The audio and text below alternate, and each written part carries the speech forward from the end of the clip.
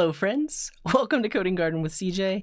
Welcome to a coding Q&A stream. So I'm going to do my best to answer any questions that you might have. Hello, friend. Welcome to the show.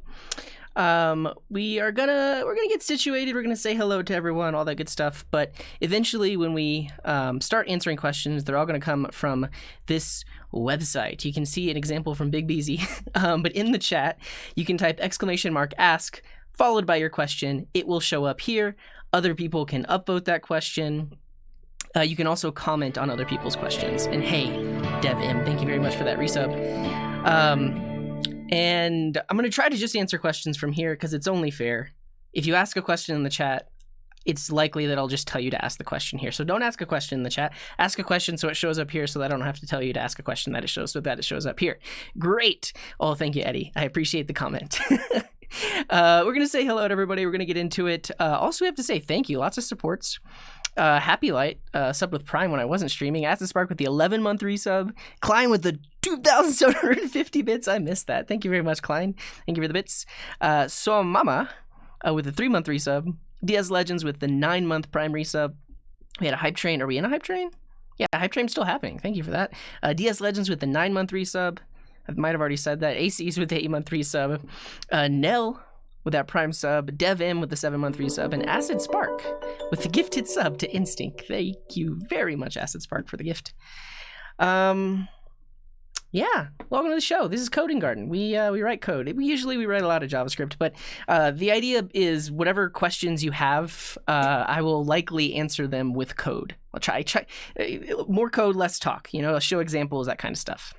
And thank you, Andrew, for that. Test. Do I know Java? I've used Java before. I don't use it on the regular, but I do know it. We're going to get into these questions in a second.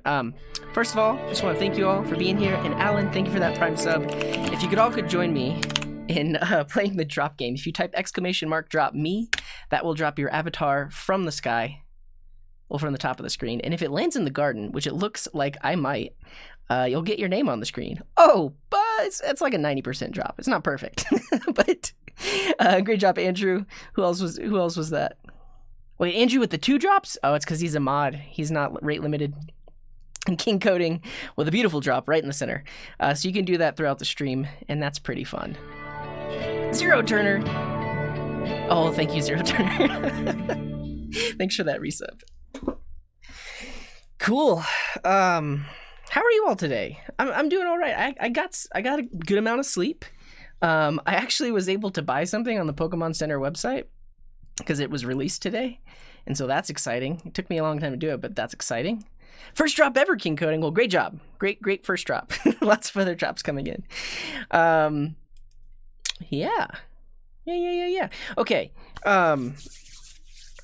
Let's just talk about how my overlays work. We'll say hi and then we'll get into it.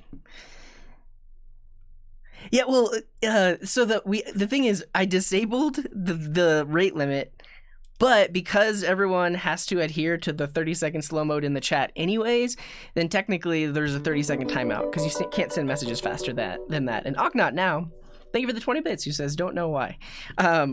Cool. We got some cool stuff happening in the overlays. You can see that some people have their pronouns set. Some people have their country flag. Some people have a team badge. I'm going to show you how to do all of that right now. And Julian, thank you for the 100 bits. If you go to the Font Awesome brand cheat sheet, you can pick any brand from this webpage and set it as your team logo. Yo. And I'm going to choose Envira because it's a leaf. But you can pick anything on this page. And then in the chat, and thank you all for that Hype Train, do !team followed by some word from that page. And that little badge will show up next to all of your messages like that. And then if you want to send your country, you can do !country followed by your 2-character country code. For me, it's the US. For you, it might be something else. And then your country flag will show up next to your messages just like that. You can also set your pronouns. You can choose from she, he, they, they, co, none, they, hi, it, one, m, or yo.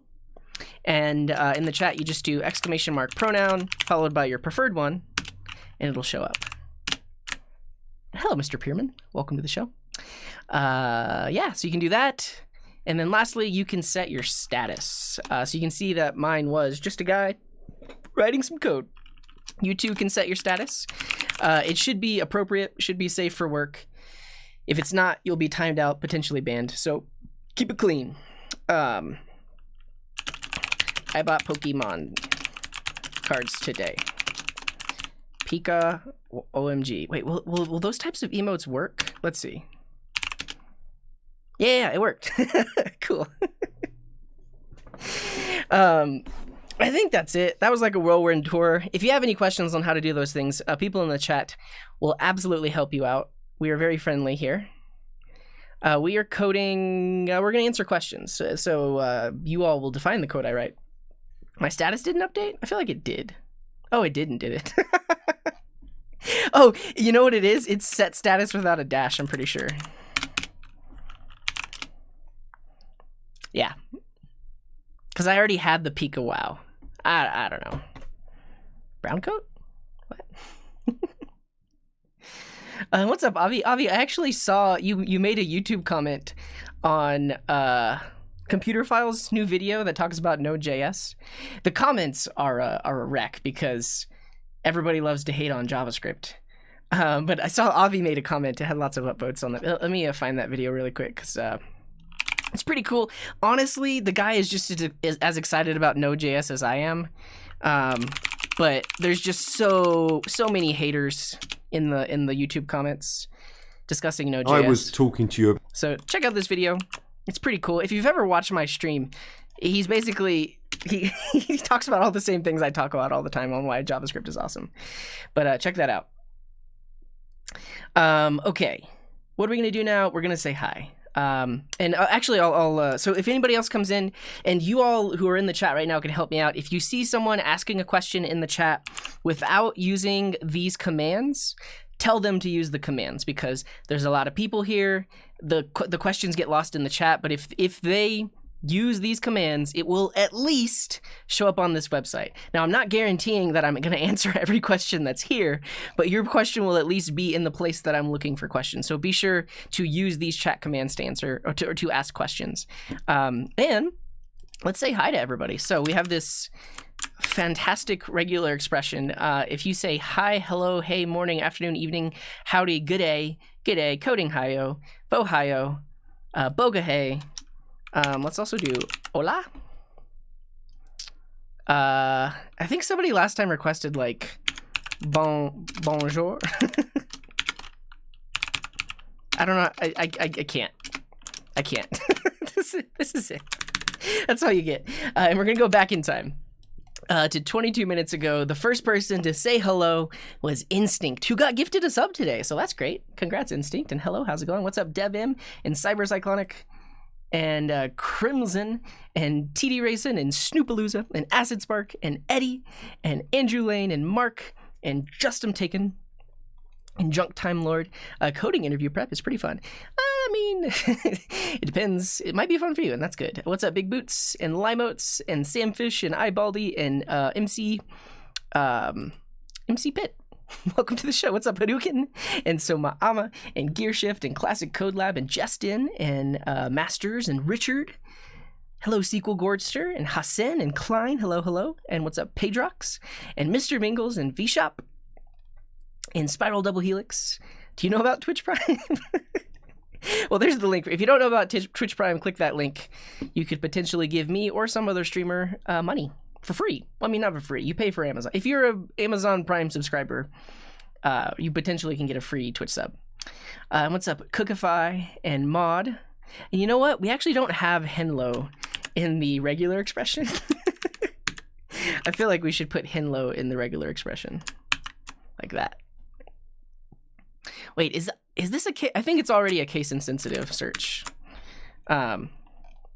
Okay, where were we? We were right about here. Cookify, what's up? Fish Shop, how's it going? Hello, Mod, and Caked Mud, and Fun Planet, and Nofto, and Edwin, and Mutlak, and Bimsicle, and Janek, and Butterfly, and Iolovadia. How's it going? What's up, Aiden? I'm having a pretty good day. What's up, Velvetosic, and Minot Santa, and Chief Mustardo, and Excavator, and Anton, and The Art of Missy. Hello. What's up, DS Legends, and Mr. Time, and I Am. Oh, I am Freak. What's up, Freak? What's up, Avi? And it's me, Delano. Hello, hello. Andrew, how's it going? Hello, Pedrox, and iModder, and Deaf Millennium, and Reaperberry, and Deez, and Guga, and Nelly, and Nand, and Ed, and Alex, and coding is weird. I agree. What's up, Haven, or Haven, and Pablo Pang? Welcome, welcome. What's up, Jumbo? You enjoy my Code Wars videos, so I'm glad to hear that. We might do some Clash of Code today after we answer a few questions. It's not Code Wars, but it's similar. What's up, Afrim, and Matalab, and Call Me Trumpy, and Aladdin, and what's up, Mr. Pyramid, and Leo, and Yukurai, and Avinaba, and Sammy, and Solomon, and David. I feel like it's been a while, David. Hopefully you're doing all right. Thanks for being here. Shout out to all the mods that are here today. Can everyone just do... don't we have, like, pet the mod? Yeah, everyone just do pet the mods in the chat, because we appreciate what all the mods do. And a big hairy one, thank you very much for that 2-month resub. Appreciate you. And Victor, how's it going? What's up, Sam's, and the Pat's father, and Kurtz, and Crimson, and Muscafo, and Suffler, and Stunk, or Stunk, Stunky, and Fibonacci, and Apeliera, and Atheno, and Alex, and Friniz, and Aknot Now, and a big hairy woman. Thanks again for that resub. What's up, Lexi Ray, and 3V Bullet, and Julian. Hello, hello. What's up, Umkerdrksh, and Jerbin, and Huge Jalapeno. What's up, Neon Tuts, and Jim McDonald, and Hydra, and 69 Operator, and Delta Time. Working on your final project. Well, good luck. What's up, Drew Madi, and Coding Pasta, and Badumch. Is that like badumch, like someone told a joke? And what's up, King Coding, who says, you made me switch to Vue. Well, nice. Glad to hear it. What's up, Kairati from Brazil? I usually do JavaScript. What's up, Zadarek, and Byte Push Array, and Nabil, and Cheo, and Arur, and White Boy, and Thanvir. Thoughts on augmented reality on the web? I believe like there's an AR SDK built into some web browsers, right? That's a thing. It's like in Firefox, I think. Hey. Well, there's VR. I don't know if there's AR. It's me, Delano. Thank you very much for that Prime sub. Appreciate you. What's up, The Oxt and Greg? How's it going? What's up, Gregoroo? And Jocelyn, and Software Fefto, and Procrastinating Watching CJ. Thank you for being here. Anyone else? If I haven't said hello to you, you can say, just say hi in the chat. The filter will catch it. I'll say hi back, and then we'll get started. WebXR, which is both VR and AR. That's good to hear. Maybe we'll do something with that someday. It would be hard to do on stream, I think, to like demonstrate it. I don't know. Coder Dan, how's it going? What's up, Namaste Geek?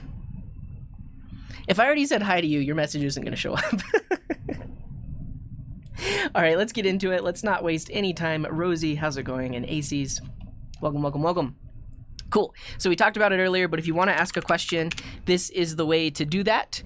In the chat, you can type !ask followed by your question. And after doing that, it will show up here.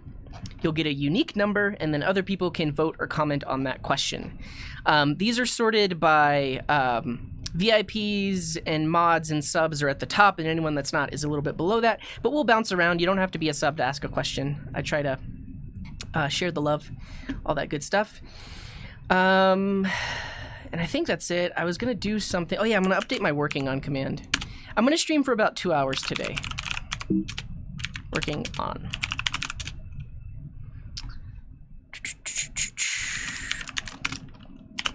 Answering questions from box.coding.garden.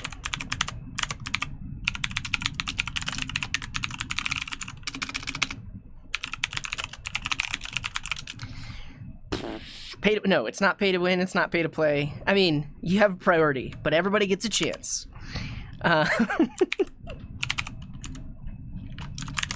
Is it get.io/working on? It is, yeah. Great. Cool. Oh, it's Open Data Day? That's interesting. No one's ever commented on this. That's really funny. You're invited to Open Data Day. Maybe we'll do something with that. We'll come back to it. Okay, here we go. If you've already asked a question in the chat, type ! here, and it will bubble up to the top. And we'll start here. Procrastinating Watching CJ asks, do you know AdonisJS? I don't think I've even used it, but I have heard of it. It's I think I've heard of it as kind of like the Laravel of Node.js.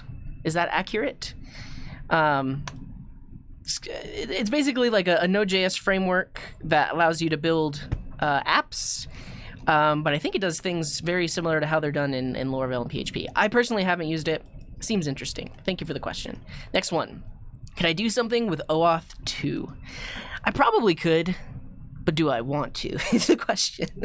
I'm going to answer a few more questions, and if there's nothing coding related, then we could do this. We could build a simple site that's like log in with Google or something like that. Namaste Geek says, I might be starting my first API project for my college capstone. Any tips on getting started? Yeah. First tip, do a little bit of planning, like have a Trello board or anything that helps with kind of like laying out all the things that need to be done. And have some way of tracking what's in progress, what needs to be done, a place to put your potential ideas, that kind of thing. So the biggest advice is try to be organized, because you could just write a whole bunch of code and then totally lose track of what it is you're trying to do. So you should have some milestones. You should have some way of tracking progress. I think that's mainly it. I would say don't get too bogged down in people's opinions about what you should use for what in terms of building the thing itself. Use what you know. Do your best. That's my answer. All right. Next one from Crimson Man. Where do you prefer to save JSON web tokens, cookie or local storage, and why? So, this is a controversial question. You'll see there are literal flame wars on the internet of people trying to argue one point or the other on this question.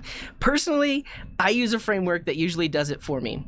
And what does that framework do? It stores it in local storage. I use Feathers.js, which is a framework for real-time applications and REST APIs. But if you look at their docs, they have authentication built into the framework itself, and they have JSON web tokens, and behind the scenes, it stores it in local storage. Now, this is a very large project. Lots of people use it in production. I have multiple apps in production. You can see that it has 13,000 stars, and they store JSON web tokens in local storage. So it's okay to do that. The one thing about storing your JSON web tokens in local storage is if your site is vulnerable to cross-site scripting, your token that is in local storage could potentially be stolen, right? That's the main issue, is because JavaScript can access local storage. If there's some vulnerability that lets an attacker execute their own JavaScript, it's possible that they might be able to steal that token. But if your site is not vulnerable to that, then you don't really have to worry about that.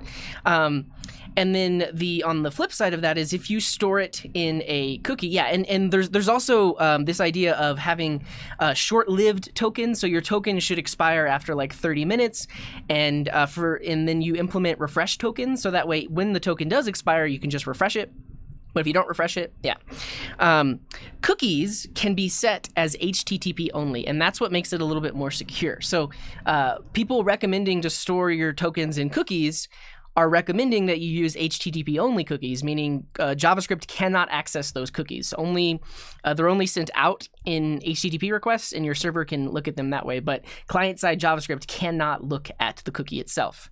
Now, this is why I prefer to use local storage over an HTTP-only cookie, because one of the benefits of local storage is you can have data inside of it. You can have the user ID, the user name, the user image. You can have just regular things inside of it that you don't need to request from your backend. So because they exist in local storage and JavaScript can access it, it's really easy to just display like a username and an icon without having to make a request to your server. So that's one of the benefits of using local storage. But that's it. If you're vulnerable to cross-site scripting, then your tokens could be stolen.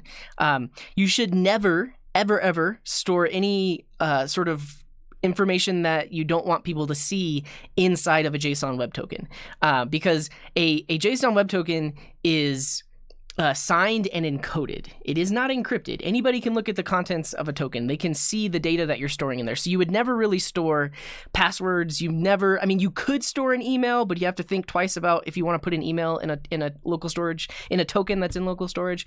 But yeah, like if we check out jwt.io, they have a little debugger thingy that lets you like look at what's inside of a JSON web token, and it's typically separated into 3 parts. But these are this middle section here is just a base 64 encoded JSON string. Like this is not encrypted. I can take this, I can base64 decode it. Give me just a second.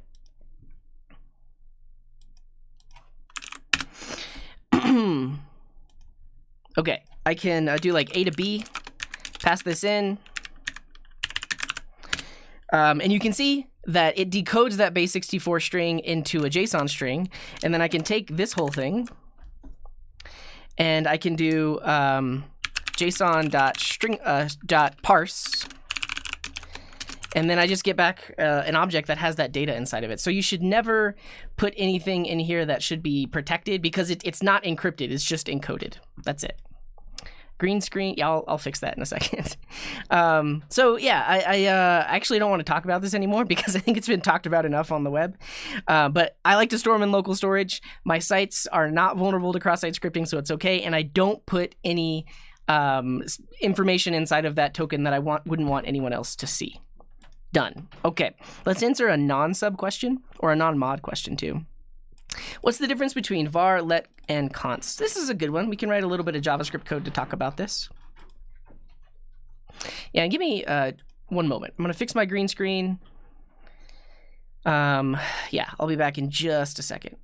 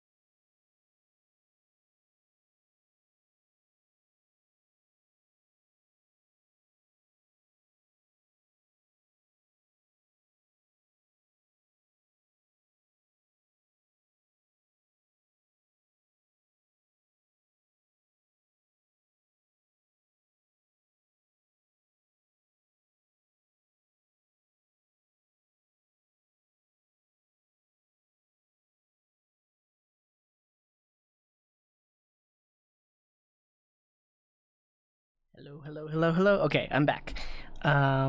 Here's this. Here's me.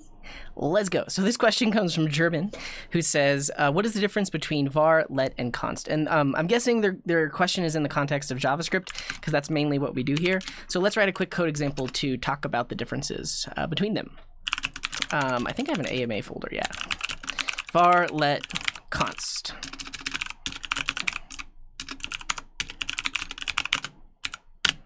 Let's do it. So,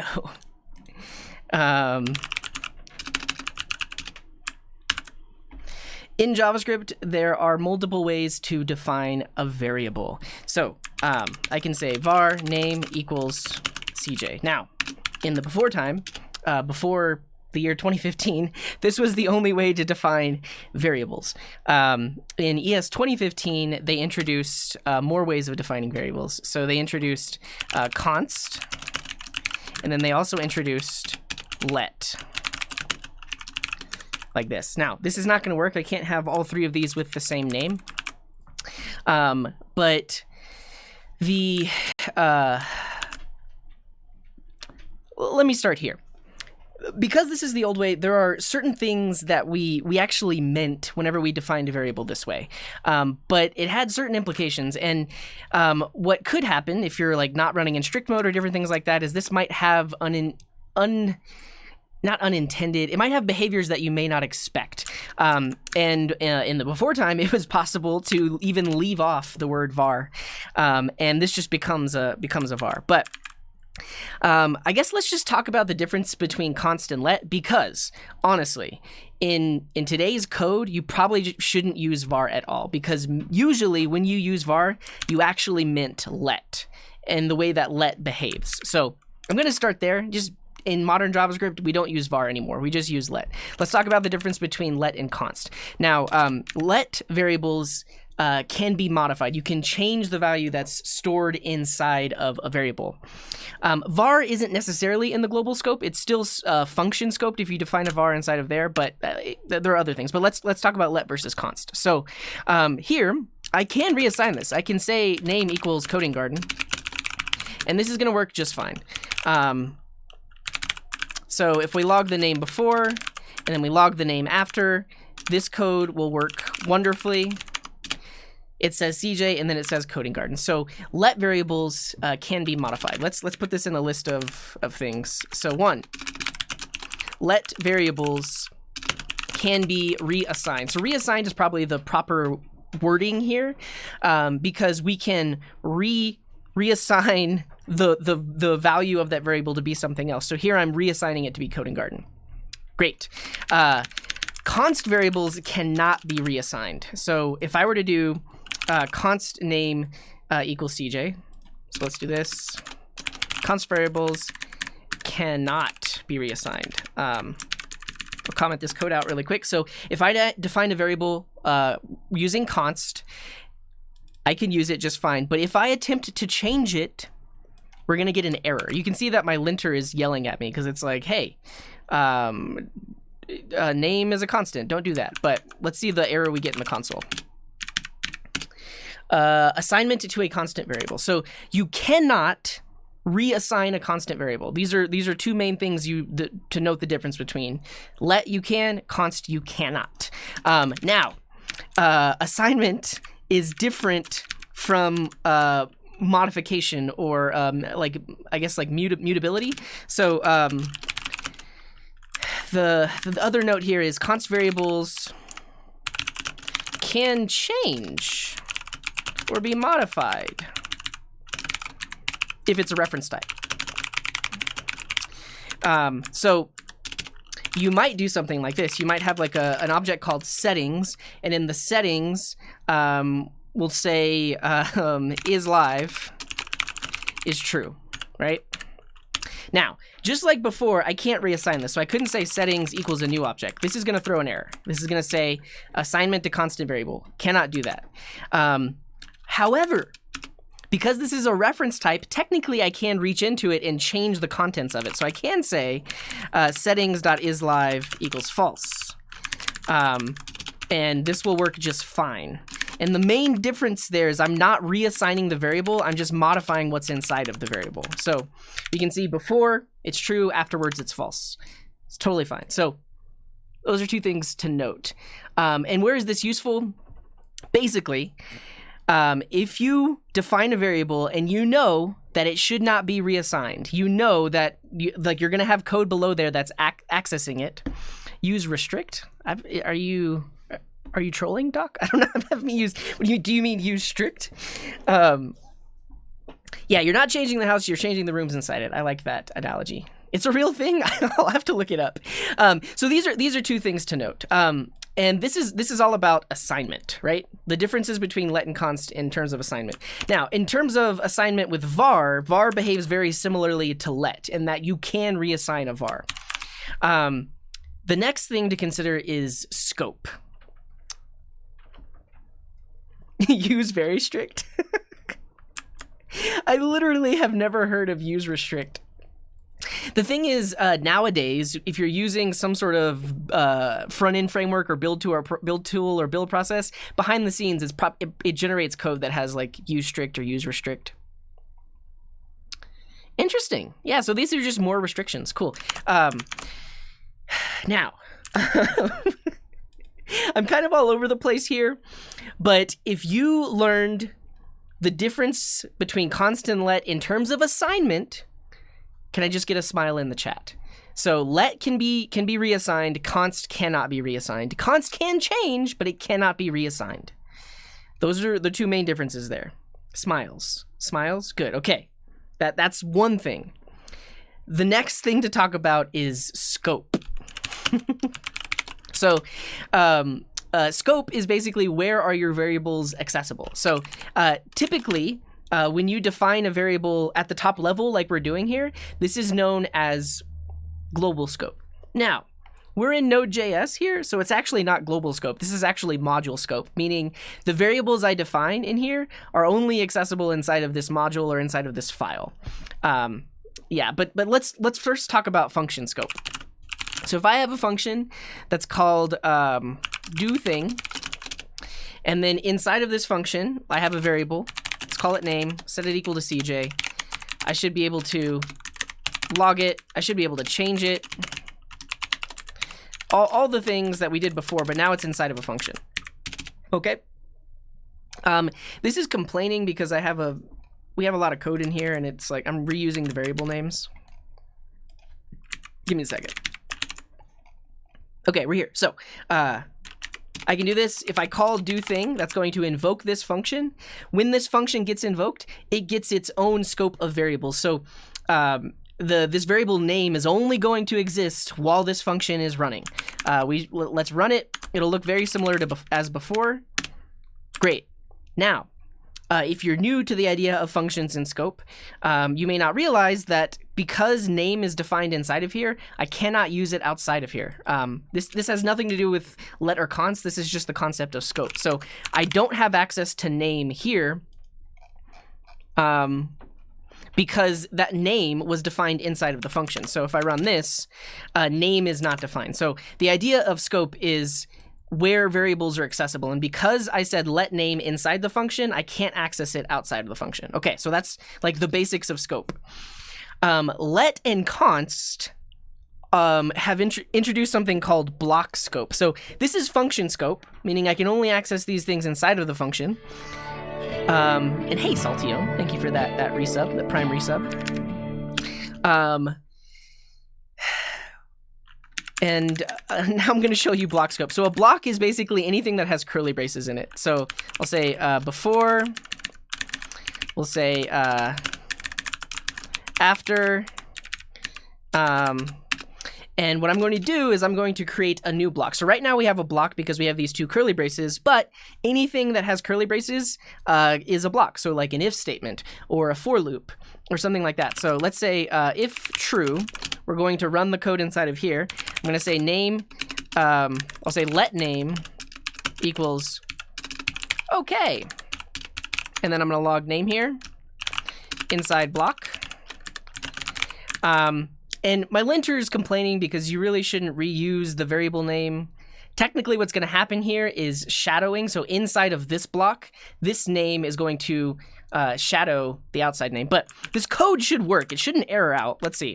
And it works.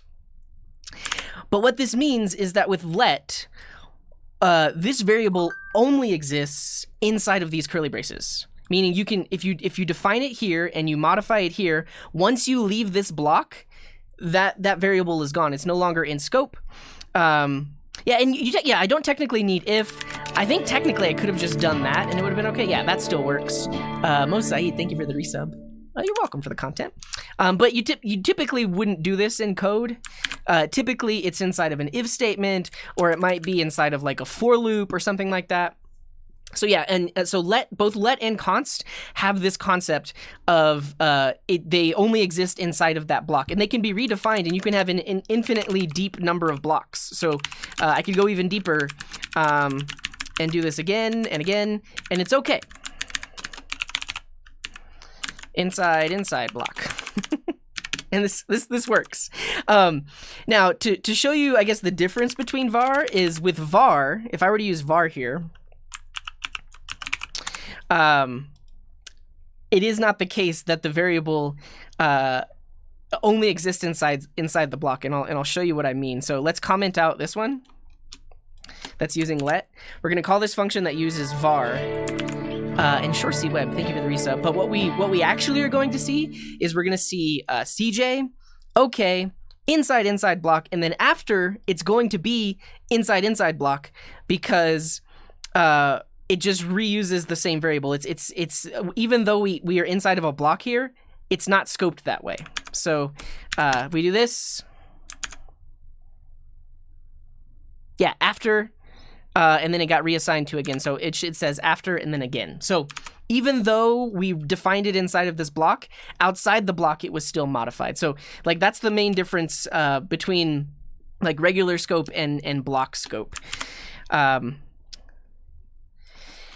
I wouldn't like all variables are technically pointers. They're pointers to some value. Yeah, and multiple people have mentioned this. I don't necessarily need if true. I'm just showing it as an example because in code you would never do this. You just don't really have empty blocks. That's not how we write JavaScript. You might come up with a reason to do that, but we don't really do that. We would have an actual if statement or an actual for loop or some other thing that creates a block. And then you could use let like that. And const behaves in exactly the same way. And actually this, let's call this do let thing. And then we're gonna create another one called do const thing. But the do const thing, do const? Do hus. So here we go, do const. What's interesting here is we are not going to get the error about the thing being reassigned because we're not reassigning it. When we're inside of the block, it's a new block scope, so we're not technically reassigning name. We are creating a new one inside of that block, and it only exists inside of that block. So if I run this code, we're not going to get the error of reassigning a const because they're technically in separate blocks. Look at that. Look at that. Okay, this code I came up with on the spot. It's really confusing. It doesn't really make any sense other than to show you like let and const, but those are the main things. Like the first idea is the fact that let can be reassigned, const cannot. The next idea is this idea of block scope, in that let and const can be defined inside of blocks and they only exist inside of that block. Whereas with var, it just exists everywhere. I'll leave you with something that I mentioned earlier. In modern JavaScript, you basically just want to use let and const. You just don't use var anymore. Because the majority of the time, when you wrote code that looked like this using the var keyword, you actually wanted it to behave like let, but it didn't. So now just use let. Yeah, so const is constant. Like you cannot reassign it. It doesn't mean that it is like in other languages you can't change the internal value of a const, but in JavaScript const just means it cannot be reassigned. You technically can change the contents of it, but you can't reassign it. Yeah. Is there a situation where you would want var instead of let? If you wanted to create a global variable, like not global, but like purpose, if you don't want this block thing. So if for whatever reason you want to be able to use var inside of here and you don't want there to be separate scopes and separate blocks, then yeah, you could use var. Yeah, so you could use object.freeze. That makes it so that it's a const and it can't be modified if you really wanted to do something like that.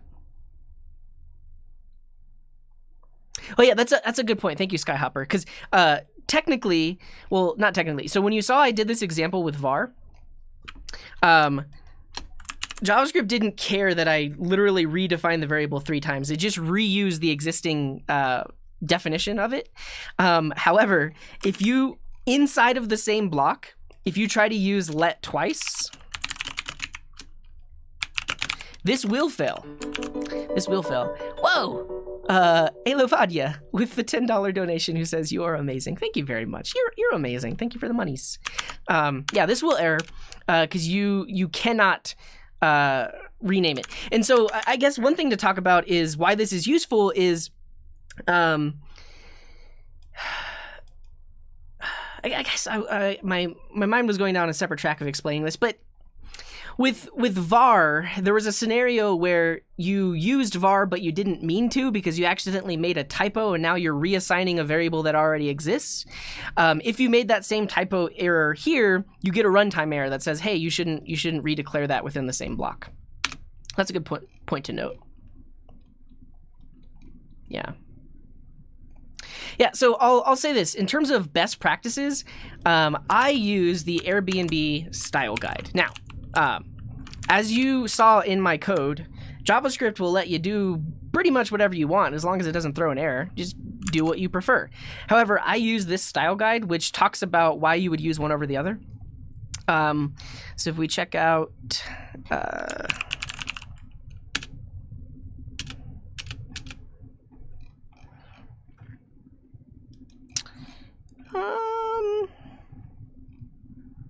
blocks? I'll find it in a second.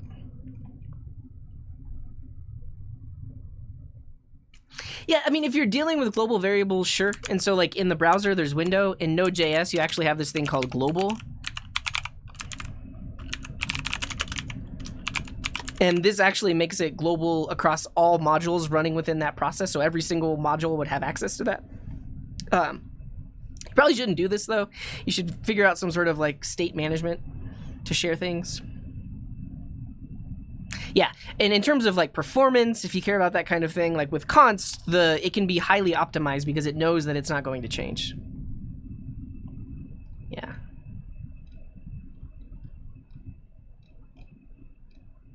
Breathtaking. Lots of chats. Yeah, and so, let me find in the Airbnb style guide where they talk about var variables. Here we go. The Airbnb style guide says, always use const or let to declare variables. Not doing so will result in global variables. We want to avoid polluting the global namespace. Captain Planet warned us of that. So this is another thing that I didn't show. Like in old JavaScript, if you're not running in strict mode, and if you just leave off the word var, that technically creates a global variable. Nowadays, if you're in strict mode, the JavaScript will actually throw an error if you try to do this. They're like, hey, you need to put var letter const inside of that. But I'll link you to this. They have probably better reasoning. I'm rambling a lot. I don't have good examples, but hopefully, Gerben, I helped answer your question from 40 minutes ago a little bit. Yeah, you're welcome. You're very welcome. All right. If you have asked a question, type exclamation mark here. Those questions will bubble up. And I'm just going to close this mess of code. We're going to forget that ever happened. What if all variables are global because they exist in RAM? Cool. Let's answer another non-sub question. So from Eddie, can I do a simple WebSocket example? I'll say not today, mainly because last time I did that, it turned into a... like a 3-hour stream of me trying to implement WebSockets on the back end. But I will say, if you look at last week's stream, we implemented, we didn't build our own backend server, but we connected to the Yahoo Finance WebSocket API, and we built this stonk ticker. So if you go to stonkticker.surge.sh, by default, it should show you GME. And this price updates in real time because it connects to the Yahoo Finance WebSocket API, and it's actually really simple. Like if you look at the code for it, technically we put it in a React app, which makes it a little bit more complicated, but you can ignore all of that and just see that, hey, we create a WebSocket that connects to that WebSocket server, and then when the WebSocket connection is open, we can send a message, And whenever we get a message, we can run something to do something with that. So client-side WebSockets is fairly easy. If you're going to be implementing it on the back end with Node.js, Socket.io is my preferred way to do it. A lot of people say this doesn't scale or might not work for this or that. This works for me. It's worked for a lot of apps that I've built. If you don't like it, find something else, but that works really well. Yeah, and I'll link to the thing. Stonk ticker. Somebody opened a pull request, though. You can now pass in symbols. So you can do like GME, AMC, and then you'll get multiple in it. Here it comes. Yeah, so there's GME, and then there's AMC. it's slow. So there's that website, but yeah, let me get you the GitHub. And also, I think it might have been the last Q&A stream we did stuff with WebSockets. So that's my answer to your question. Not today because we've done it a lot, and last time it took so long. Do I think programming is a tedious job? Yeah. I try to make it fun, but there are a lot of things I do at work that are potentially tedious. So yeah, I think it's just like anything else in life. It's not all sunshine and rainbows. A lot of jobs are tedious. So yeah, it is. But I'll say it can be, but it doesn't have to be. That's my answer to that question. All right, let's go back to sub questions. Can I talk about solid principles of object-oriented design with JavaScript, or recommend any resources with practical examples? I'll be honest, I personally haven't had to do anything, like I haven't used anything like this in my JavaScript code in the 6-ish years I've been writing JavaScript. I mean, before that, I was writing C#. And so I did read that design patterns book by the Gang of 4 one. But honestly,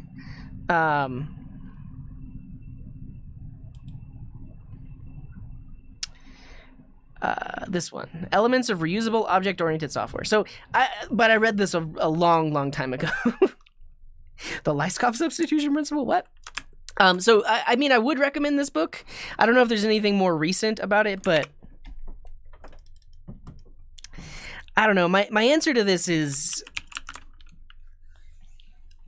just write code, I guess. These will potentially help. Like if you have no idea where to start and you've never worked in a large code base or done anything object-oriented, this will definitely guide you. But at the end of the day, people are just going to do what they're going to do. So yeah, I mean, and really all of these design principles are just putting a name on things that people already do. So you may have already written code this way. The idea of like the solid acronym or design patterns in general are just to make it something that we can talk about as programmers. But I don't know. I know it's not the best answer, but my answer is check out that book that I mentioned, because it is like the standard book on that topic. But also do your best. Yeah. All right. If you've asked a question, type !" here and it will bubble up to the top. Do I think cybersecurity is a logical shift for a dev? I think it is, and I might eventually shift into cybersecurity. I mean, I've done a lot of cybersecurity stuff in my spare time, or just out of interest. And a lot of people, I don't want to generalize, but a lot of people that are into like pen testing or like white hat hacking and stuff like that, they typically use pre-existing tools. Not all of them. You have people that write their own tools, but a lot of what people do in cybersecurity is use pre-existing tools that help them scan for ports or brute force passwords or do different things or do fuzzing and do different things like that. But as a developer, you can understand how those tools you know how to build those things from scratch. So you have kind of like a leg up on people that don't necessarily write software from scratch. That said, there are a lot of people in cybersecurity that at least know Python and they can write their own Python scripts and stuff like that. But I think it is a logical place to go, because you could potentially you could do reverse engineering, you could write your own tools, that kind of thing. And I might eventually get into that as well. Let's see. Why would someone use plain React instead of Next, especially if they are also building an Express backend? Because you can deploy them separately and potentially scale them in different ways. So it's my preferred way to just build them separately, because a React app, not with Next, but just a basic React app, can be built into static files, can be deployed to a CDN, and then it's instantly accessible all over the world, lightning fast, because it's literally just static files. And then your backend, you can worry about running that through a load balancer, or scaling that out, or scaling out your database, but you don't have to worry about scaling the front end. When you combine the two, you now have like a shared load on your server. Your server is now responsible for doing server-side rendering, initial hydration of data, and different things like that. So that's why I prefer to do them separately. I still build apps like that. I don't use Next. Next has its place and its purpose. I mean, a lot of people like to use something like Next because you get search engine like potentially better search engine optimization, because your initial renders already have the data inside of it. But search engines run JavaScript. Like you can build a React app, and a search engine will still be able to see the content of it. Yeah, I guess it's possible to do it with Next. Next is a bit more of a they have a bit more opinions about where to put things in your project, because I guess technically you could do a static build with Next. Yeah. But the reason someone would do it is because I don't want to use the Next framework. I mean, I could, but I don't want to. It's easy enough for me to just build a React app, build it statically, and then build the backend in whatever I want. I mainly choose Express, but building it that way, they're totally decoupled. So if you want to rewrite the backend in C#, you totally could, as long as it has the same JSON responses. Whereas like Next and server-side rendering kind of like couples the two together. Cool. That's my answer. That's not perfect. Like I prefer to do it that way. I realize that there are other people that might want to do it differently. Yeah, I'm sure it's possible with Next, because Next can do like ahead of time building. And hey, Same Raw, thank you for the resub. I know that Next can you can build it ahead of time. You can just talk to APIs, but yeah, I don't know. I just don't. I could, but I don't. All right. Let's answer a non-sub question. I'm always struggling with promises, await, and async functions. Could you give some examples with an explanation? Possibly. We could probably talk about this if we do the OAuth thing. Pat the Mods, I think, is better Twitch TV.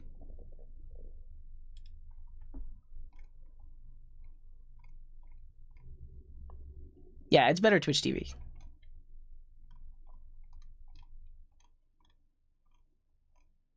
There it is. Thank you for the question, David. Do I think I will add a QR sign-in? I think it's a good idea. I would say open an issue so I don't forget about it, but I really don't know the next time we're going to be working on Entropy Chat. Angular, React, or Svelte? If I had to choose between those three, I would choose Svelte. I don't know if you heard that. That's my stock alert bot. Huh. What is this? Not stonks. Stores like Walmart just got some Pokemon cards in stock. Let's see what they are.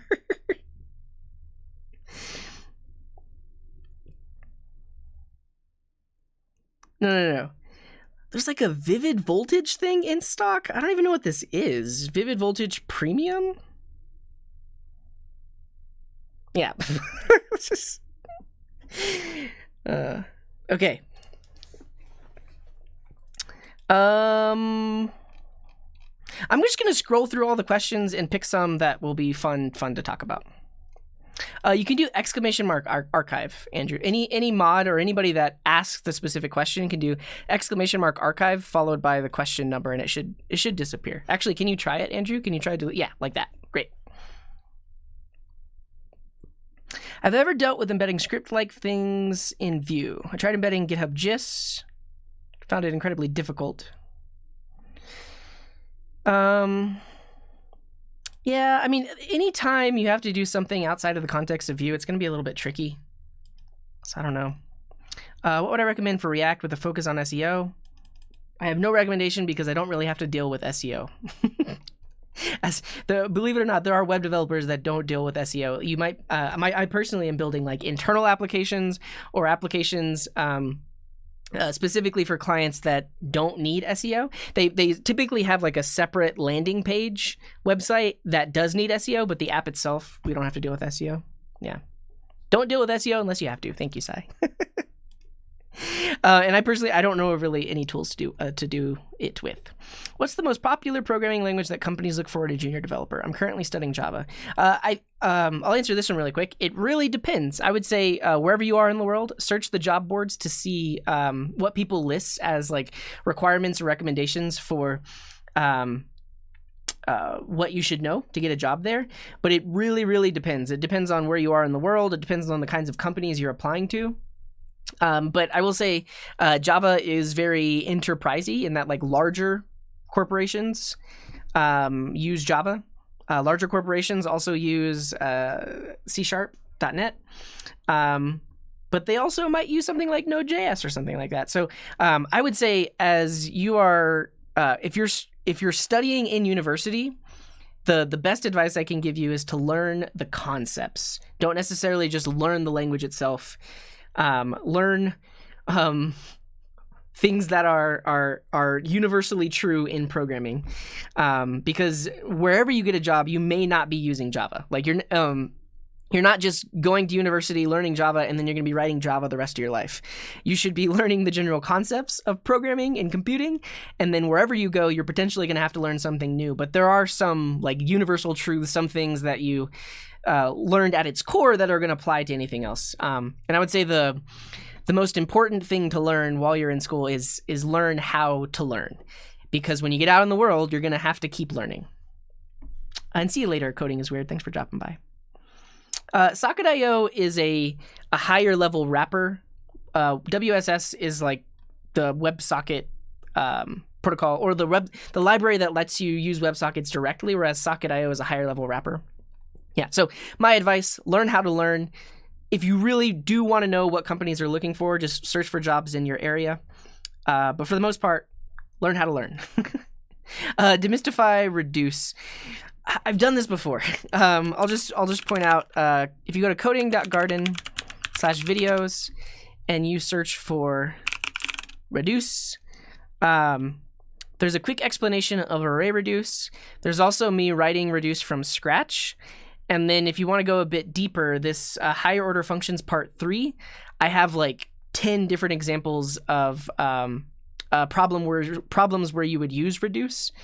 And there's also a GitHub repo where you can practice those as well. But check this out. Thank you for the question. I realize I'm dodging a lot of questions today. But it's my show. I can do what I want.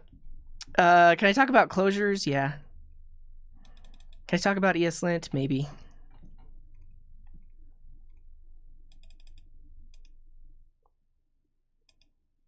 Yeah, so I'll answer this question really quick. So XSS stands for cross-site scripting. Let's look it up on Wikipedia. Cross-site scripting.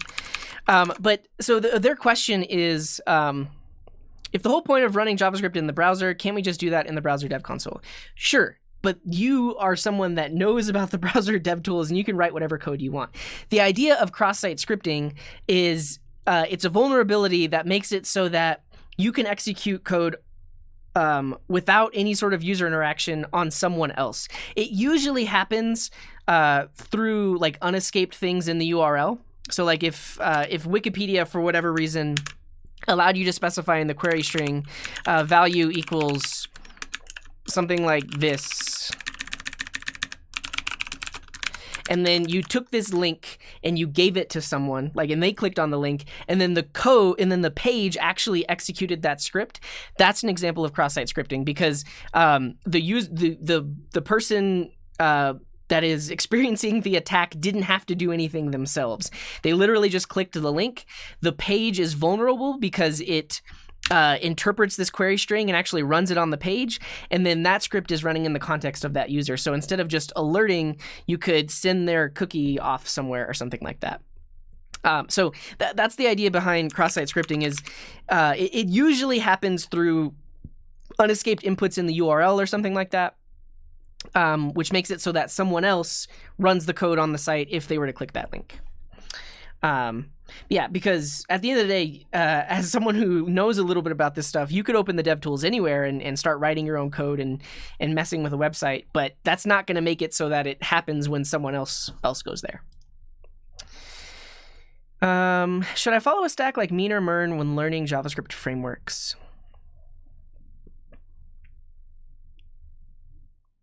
I don't know.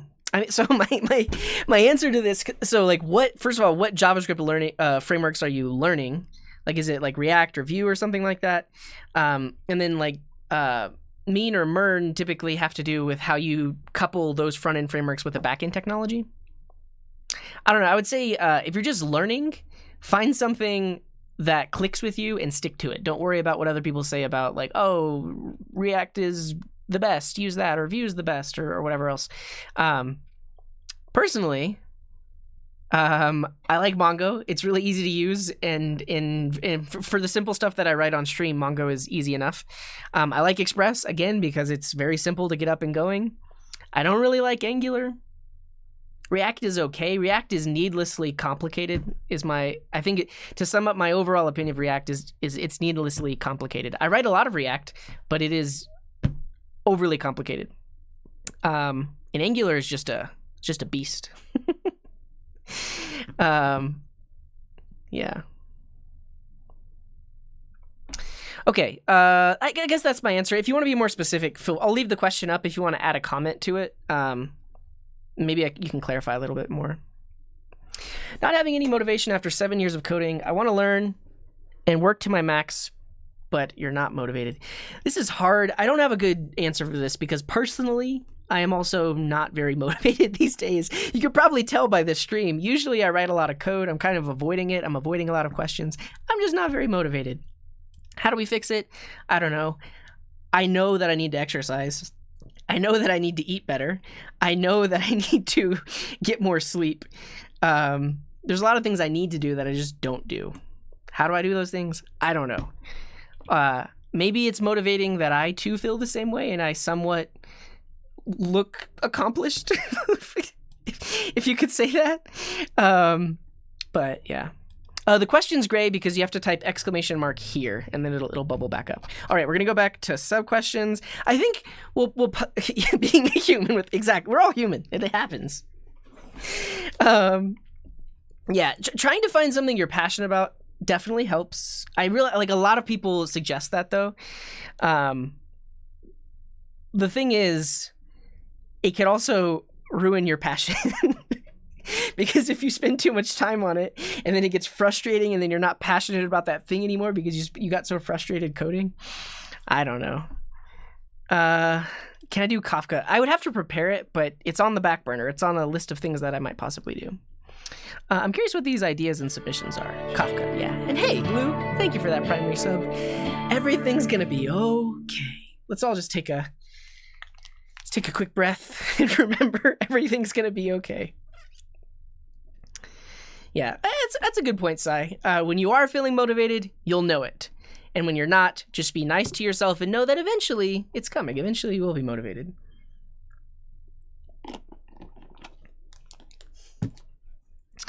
Let's build boilerplate repositories for front-end apps. It's not a horrible idea. And Doc with the resub. Thank you very much, Doc. How many months is that? 11. Nice. Thank you very much, Doc. I'm not opposed to this. I do have a couple of I have a starter project for an Express API. Express API starter, I think it's called. Oh, no worries, Baldy. You're fine, because you have suggested it before, and I've done nothing with that suggestion. So it's okay. It's okay to keep asking. But yeah, this is a basic boilerplate for an Express API and how I prefer to build Express APIs. So this is something. What's up, King Rapula? How's it going? Hello, Eunice. Bogahay. Cool. Create my own Twitch bot. We have, like, there's a lot of bots happening here. What have people submitted? Oh, thank you, Rixie. I'm trying my best. There's a lot of questions. You're very welcome for that. Did I code any online game matchmaking in JavaScript? I haven't. I don't really do games much. But for something like this, you would need some sort of game server, right? A server that would pair people up, keep track of game state for multiple people. But yeah. I skipped your question. We'll come back to it. There's a lot of questions here. When do you stop feeling overwhelmed by the vastness of the web stack? First of all, you just have to accept the fact that for whatever reason, in this subgenre of programming in the world, and Mooley, thank you for that resub. It says, happy Friday, keep up the great content. Thank you very much. But yeah, in the world of web development, there are just so many opinions. The frameworks reinvent themselves every year.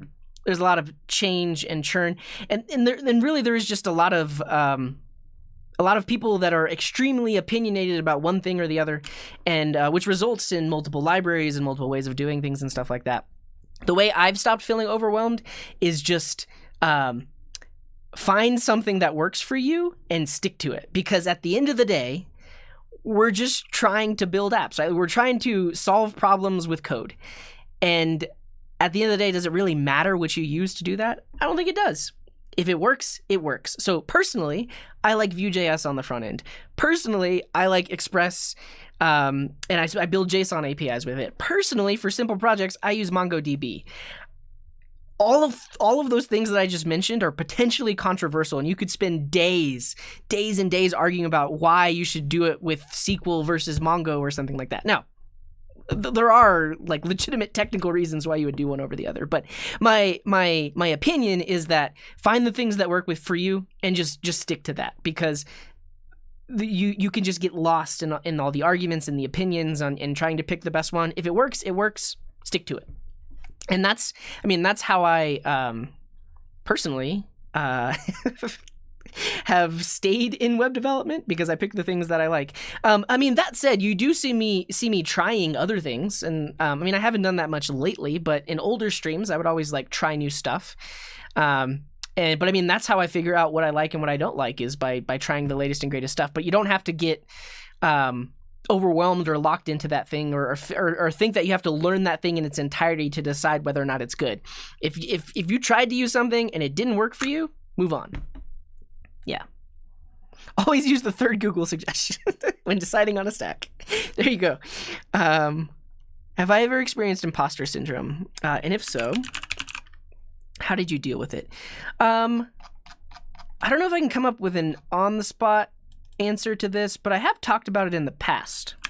If you go to coding.garden/videos, I think imposter? No.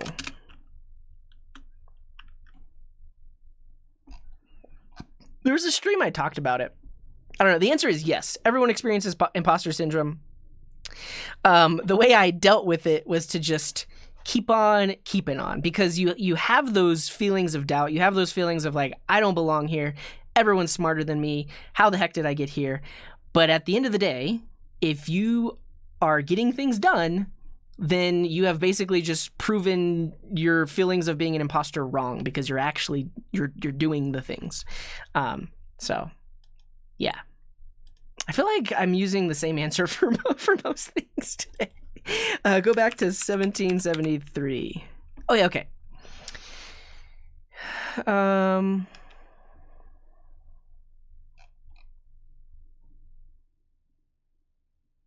Wait, what do you, Andrew?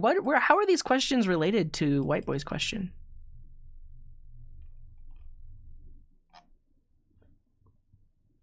What's up, One Computer Guy? Thanks for being here.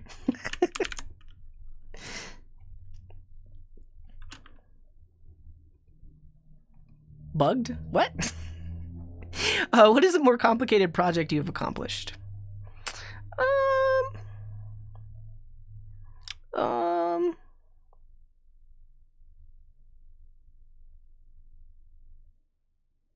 I don't know. I mean, I'll say recently I've been working on like my own personal stock alerts in terms of like store stock. So if you've been to the stream lately, you know that I like Pokemon cards. I'm kind of addicted to it. And the state of things is it's really hard to find Pokemon cards that are actually in stock. So recently I built my own personal thing that searches specific websites to see if new things are in stock, or it sees if the prices change. And that was hard to do because they detect scripts as bots a lot. So I had to do a lot of work to make sure that my code was efficient. It was not spamming them to like other bots might. And I had to write code that navigates the website exactly like a user would. I lost that question. I should have started.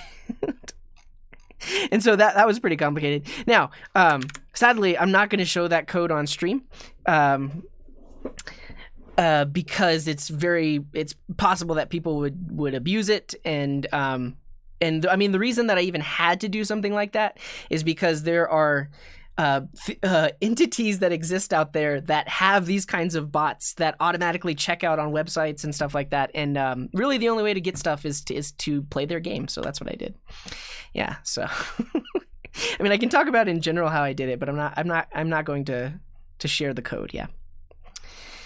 Am I planning on doing some code reviews soon? I didn't plan on it.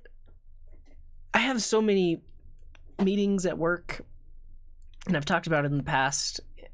And then I can't get the motivation to stream. I don't know. This whole stream is just me talking about how I don't want to do anything. But there's nothing planned, but eventually it will come back. Just say eventually. Eventually. Is it performant to use MongoDB on large-scale apps? I mean, there are MongoDB is scalable just like any other database is scalable. You have to do certain things to make sure that it's scalable, but yeah, it's possible to do. You could pretty much any database can be scaled. It's just a matter of doing it. and it's specific to whatever database you choose, but it is possible. Is web scraping bad? Should we protect our sites from them? It really depends on what kind of site you have. But yeah. Oh, thank you, NFG Codex. You're not wrong. You're not wrong. I am. Yeah. Let's just here's what we're going to do. We're going to pick a question, and we're just going to write some code associated with that question. How about we do that? Quit coding and go gardening. Or why are people spamming that now? And hey, Razor1, thank you for the resub. Do I think new jobs will start dropping Java and instead go to other languages like Node, Golang, or Python? I think the thing is there are a lot of large enterprises. Who? DevEd? Is DevEd raising right now? Streaming? Who are you people? Why are you here? Does DevEd even have a Twitch? I'm curious. Is it just DevEd? David?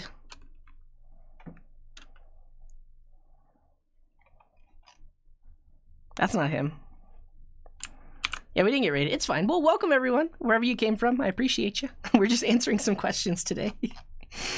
Oh, is he streaming on YouTube? He must be streaming on YouTube. He tell you all to come over here?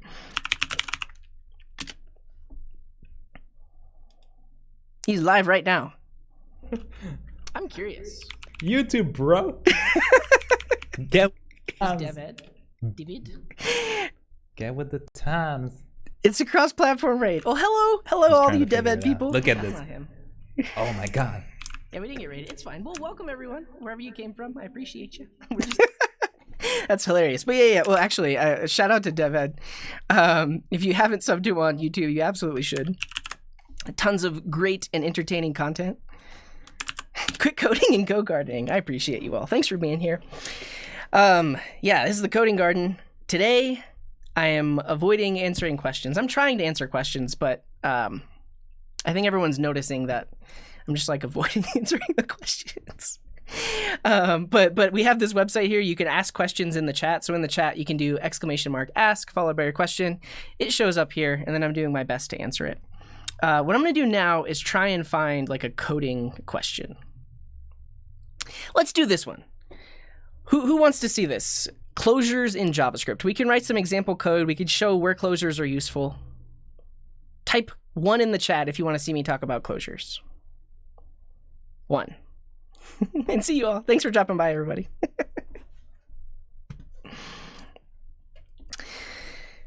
Let's do it. No. We're going to talk about closures. Let's do it. Do I have a directory for closures? I don't. So here we go. And crumbs was taken. Thank you for the 11 bits. Let's read the Kafka docs. I think it would be some prep that I'd have to do off stream. Okay, so if you were watching earlier, we talked about var, let, and const. We talked about the differences, but eventually we started talking about scope, like where variables are potentially accessible, and we talked about block scope. Closures has to do with scope. Closures. So when someone asks about closures, it really has to deal with scope. Now the classic example I can think of is kind of like a curried function, which gets into more like functional programming stuff, but we're gonna show this as an example. So I have a function called add that takes in a and b. Simply, I just do a plus b. We have our answer, right? So if I do add with 10 and 10, we should get 20. Let's see. And we do. The answer is 20. Great. And I can do this again with 12 and 20 or 30, and I get 42. Why am I saying this? 42 or 12? What?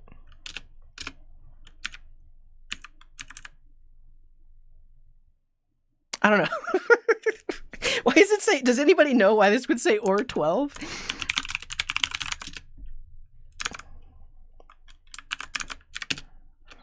Doesn't matter. Doesn't matter. Yeah, so these comments are coming from a tool called Quokka.js. It's pretty slick if you haven't heard of it. It runs the code inside of your editor, so you can actually see the output. And I got it on sale on Black Friday. Actually got a it's Headshake, it's bets. It's like, I don't know, maybe it's 42, maybe it's 12. It doesn't matter. All I wanted to show you is a simple add function. Now, what if I were to show you something that looks like this? So let's say I have this function called add that only takes in, that takes in a, and then it returns a function that takes in b, and that function returns a plus b. Okay, now things have gotten much more complicated than they were before. Let's talk about how we can actually use this. So,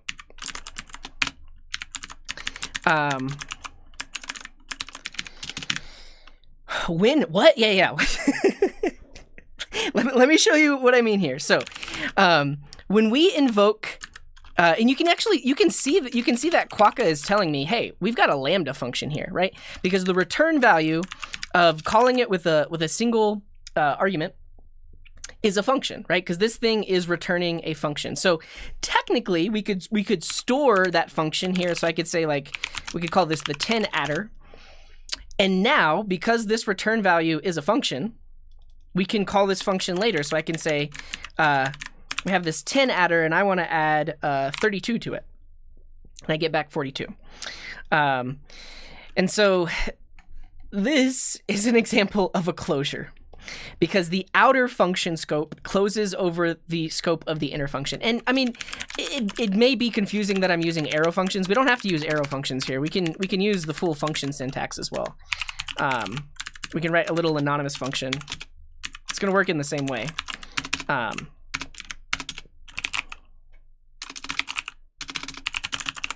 like this. Cypher, thank you very much for the $20 donation, who says, coding for work every day. I'm in awe of the projects you build out of thin air, and the positive energy you provide for all inspires me to keep working on my own projects, no matter how daunting. Thank you. You're very welcome, Cypher. Thank you for the dono. I really appreciate it, and thank you for the kind words. Copies, paste, deletes. Can we get some hearts in the chat for Cypher? Because it's good stuff. A small chain addition function. Well, I kind of want to find a better, like I think I can think of potentially a better example than just this one, because this example it's not exactly that useful. I mean, it's cool that we can call this function, get back a function, and then reuse that function later. But what's interesting is the fact that it holds on to the value of a. That itself is the closure. Let me try to show that and explain that. There are a lot more implications of an arrow function rather than just not having to type the function keyword. It doesn't have this. It has lexical scoping, so you can't actually bind it. There are other things. It also is just smaller, but that's regardless. Okay, we can do this. But now you may be asking yourself, where do closures come into play here? The idea is that, so I invoke this function right here, right? So I call add and I pass in 10. So inside of this function, I'm just going to log a is the value of a. So we can see that when I called this function, it took 10 and then it set it to be the value of a inside of this function.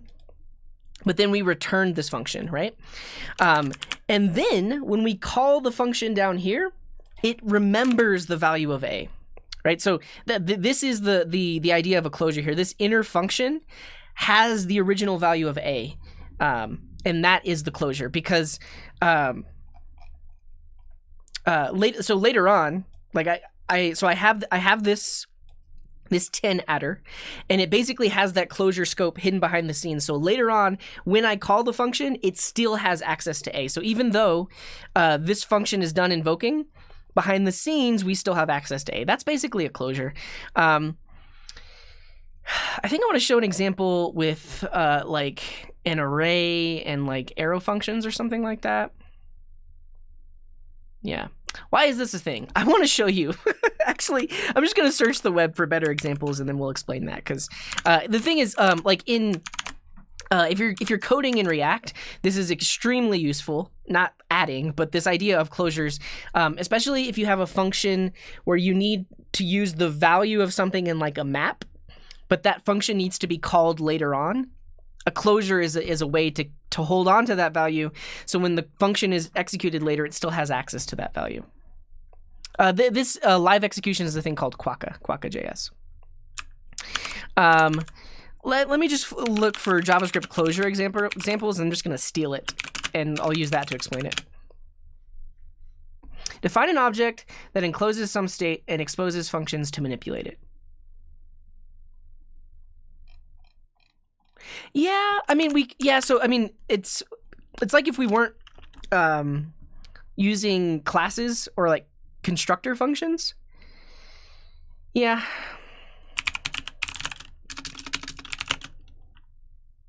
I'm trying to think, like, make a secret. This is secret. And that's going to be equal to some value. And then this returns an object that has a function that's like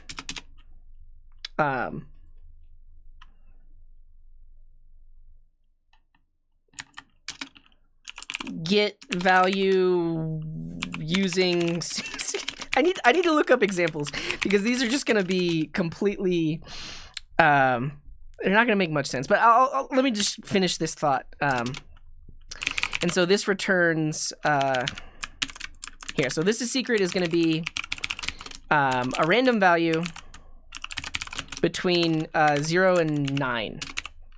So this is a secret value, and then inside of here we're just going to log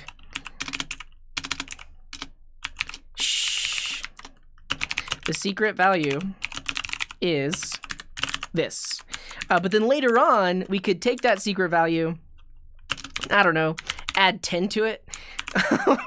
But the idea that the variable was defined here, and then we're going to have access to this function out later on, but it still has access to the secret. This is an example of a closure. I mean, and I guess I didn't mention this earlier, but closures are how we can have private variables in JavaScript. I know that there's a proposal out there to actually add private variables, but for the most part, we don't have them, at least right now. So I could do this. I could say the secret thing is make a secret, and then secret thing is an object that has a function get value using secret.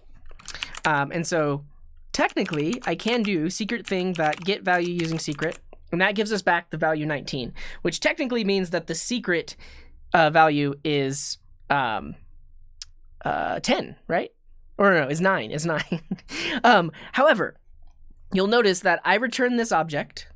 I don't return the secret itself. So there is no way for the outside world to get access to this is secret. It's hidden inside of this closure scope, and the only way to use it is by calling that function which has it embedded. So look, I don't have access to this is secret. There's literally no way for the outside world to access that value. And so this is called a closure because the scope of the outer function closes over the scope of the inner function. So later on, when this function is called, it does have access to the secret, but we can't access that thing directly. Yeah, you're absolutely right. If we wanted to reverse engineer the secret value, we could just subtract 10 from what we get back. But I don't know. It's like a benign example. Let me try to find something. I need to find a better example.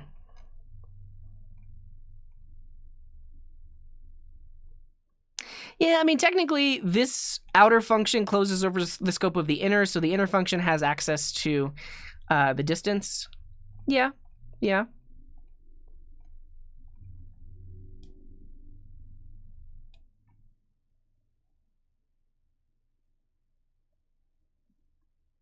Oh, I like this one. Let's do this. I'll come up with a better way to write it, though. What are they used for? Basically, if you need to save a value in a function that's going to be used later on. Are generators part of closures? I don't think so. Yeah, so you basically what I just did was I simulated a private property using a closure here, because you cannot directly access that. The only way to access it is through this method. This is, I think, more of a use case that would show up in one of my code bases. We're gonna write it as an arrow function just because. We're gonna be a little bit more explicit, I think. So we're gonna say if I'm gonna write this out, and then I'll explain it afterwards. So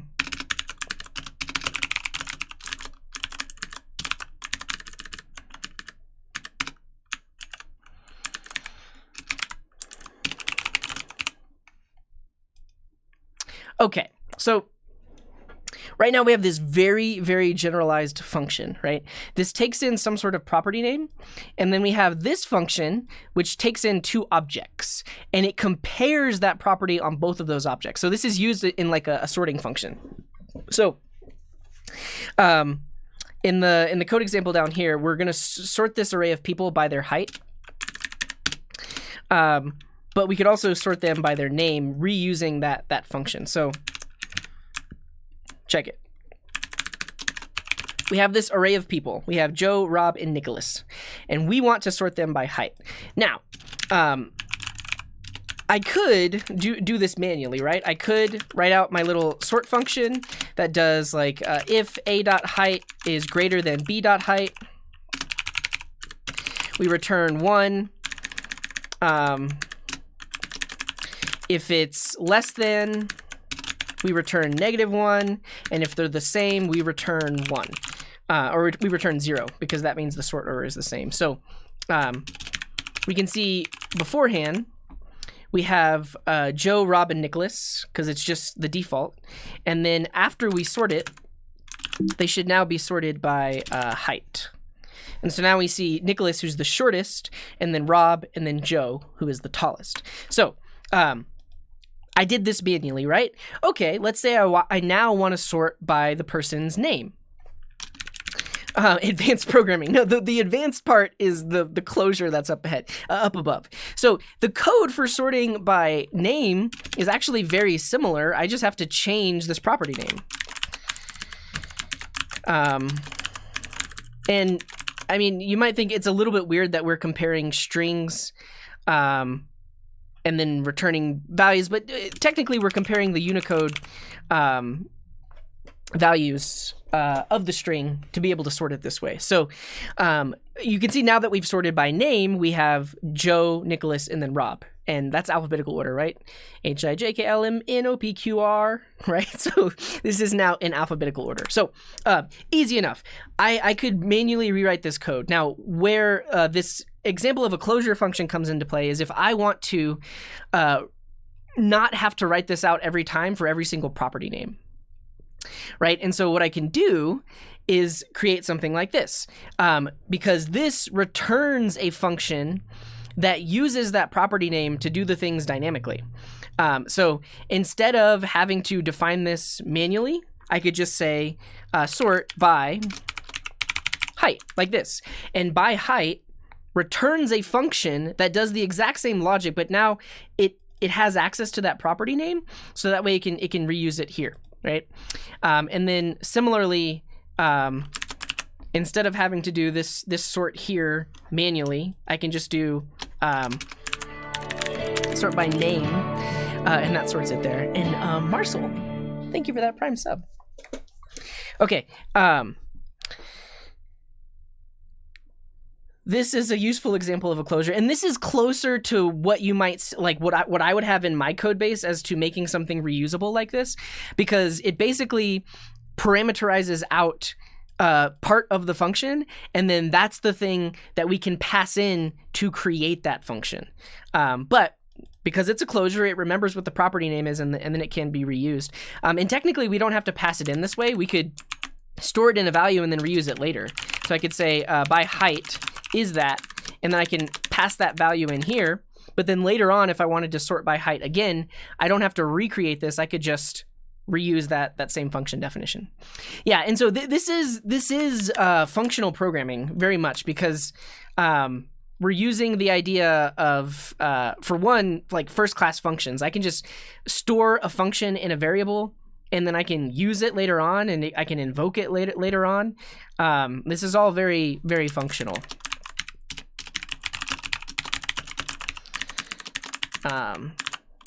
Like that. Okay. What are the disadvantages of a closure? It potentially might use more memory, because so the thing to note is that this is returning a function declaration, a function definition. We're returning a function, meaning every time we call this function called by, it's creating a brand new function. Now, in our case, we're only calling it once. We call it once, we get back the function, and then we can use it. Again, we call it once, and then we can use it. However, if I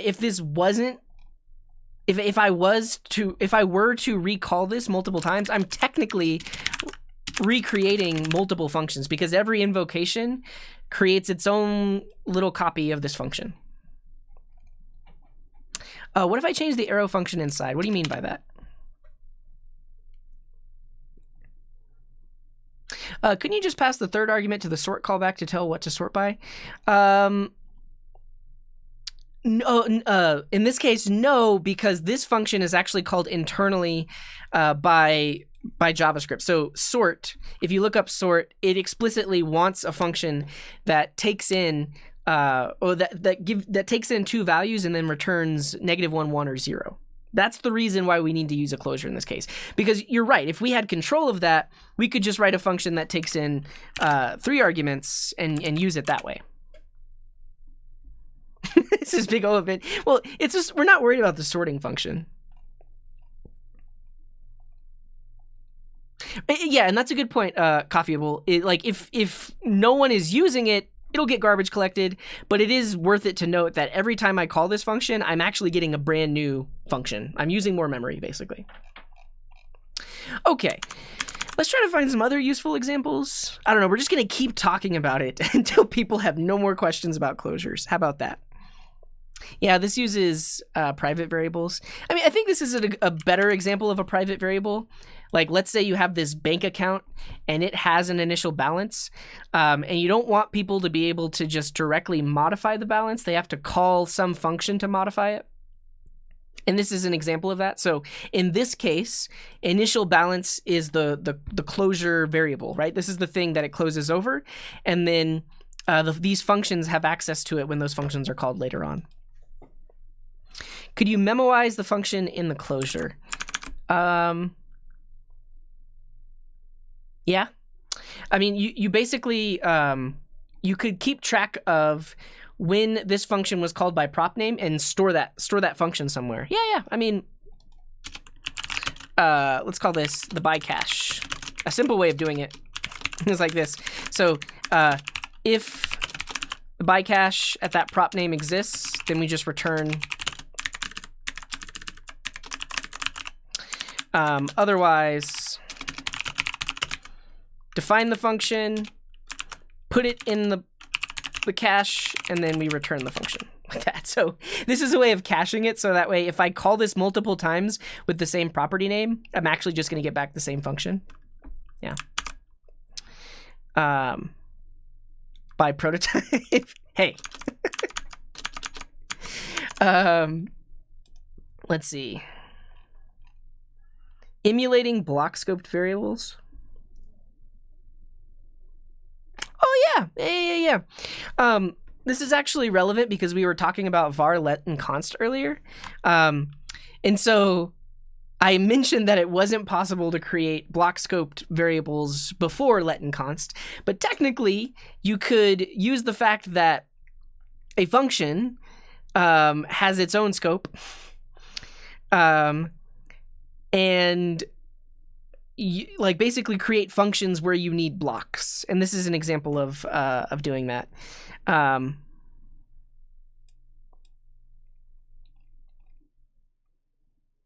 Actually, this is the example because this creates the closure. This allows you to save that value from inside of the for loop. Cool. I don't know. Did anybody learn anything today? I'm going to do a poll. Would the cache functions get garbage collected? I don't believe so because they're referenced in here. Yeah, not that. Did you learn something today? Yes. No. What is this? Vote now. But I happen to know how to make something like VS Code's autocomplete. Hey, Ashley B, thank you very much for that 2-month resub. Much appreciated. One caveat of being super clever with closures is performance. Compared to simple imperative code, you're relying on the runtime or compiler being clever enough to optimize all the closures back out, which is not always possible. Yeah.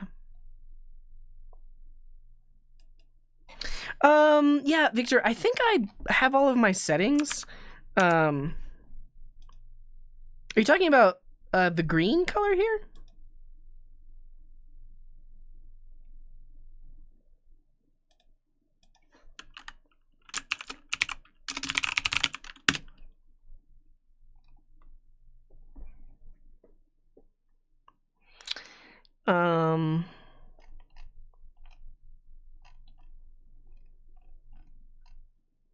Here. Editor.token color customizations. I do have these set, but I believe those are in my VS Codes. Hey, look, people learned stuff today. 4 people didn't learn, but that's okay because you're still here, right? Still hanging out with us.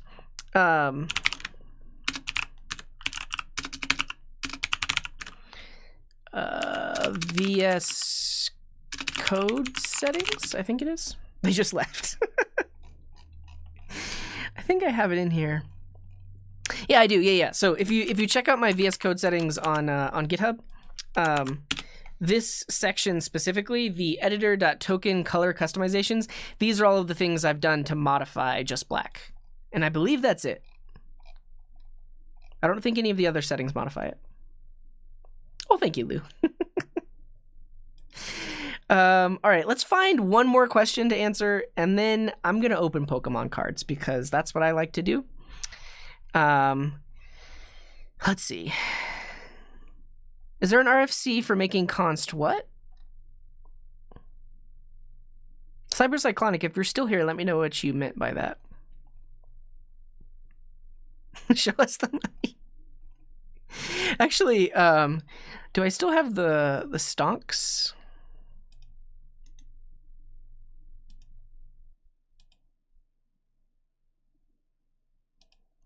There we go. There's the stonk. It's moving way too fast. We'll put that there for now. GME, I mean, GME is technically up today. That's a good thing. Isn't it? Okay.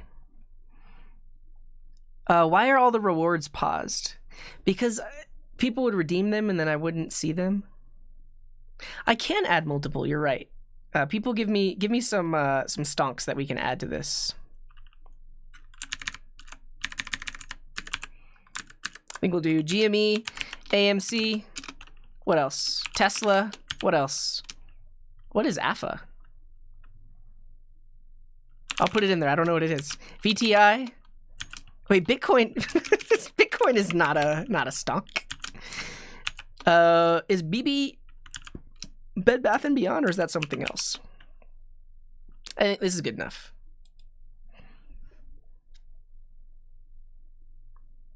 That is so hard to read. That's so hard to read. Oh, it's BlackBerry. That makes a lot more sense.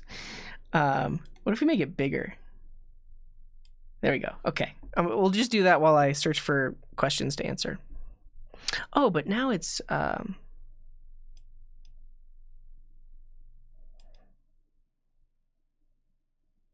made it too big. Because now it's technically like off the screen.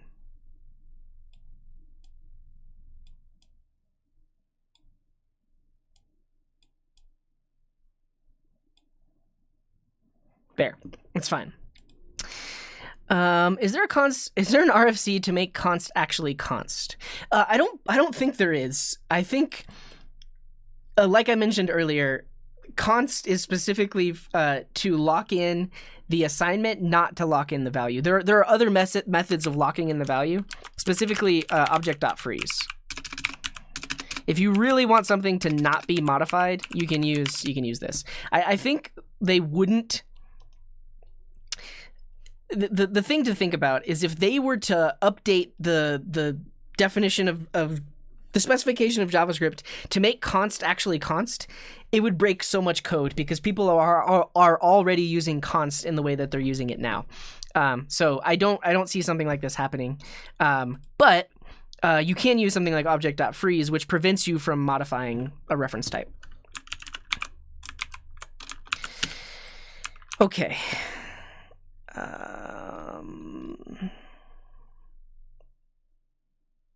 When's the last time I checked my frequently asked questions repo? Never. let's do that right now. And actually, for anybody that hasn't seen it, we'll talk about the frequently asked questions, and then I'm gonna open Pokemon cards because I like to do that. So in the chat, if you type !FAQ, that will take you here. If you're looking for something to read this evening, it's a great read because there are a ton of questions answered here that I do get a lot. And there are some open issues, which I will look at.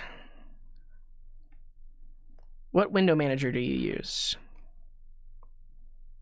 I think I can add that to the frequently asked questions, but because it's actually changed. This is an interesting question because it's changed. If you watch the video on where I set up my Mac and all the stuffs, I used to use a thing called Spectacle, but Spectacle is no longer maintained. So I actually use this one, which is called Square.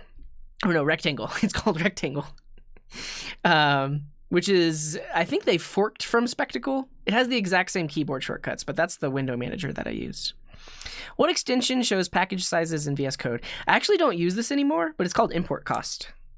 VS Code import cost. This one's pretty useful for front-end projects. I don't know if they show an example of it. I don't think they do, but if you install this in VS Code, it'll show you the size of the modules that you're importing from node modules.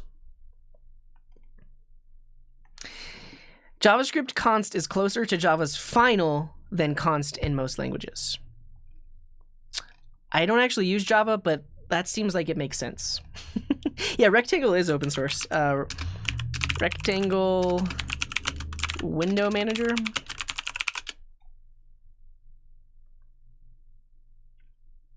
This one. Yeah. What is a recommended package size? It really depends. I mean, if you're dealing with front end stuff, you typically you want it to be as small as possible because people loading websites are going to have to download those assets, and the bigger they are, the longer it takes. So, and Menno, how's it going? Hello. What's up, that noob? Okay. Is there anything else I should talk about? I realize there aren't some questions. There are some questions that I didn't answer. But we can all tell that I'm a little burnt out today. Oh, yeah, and then this is the... wait. I thought this was the syntax for private variables, the hashtag. Is it now for immutable records? Weird.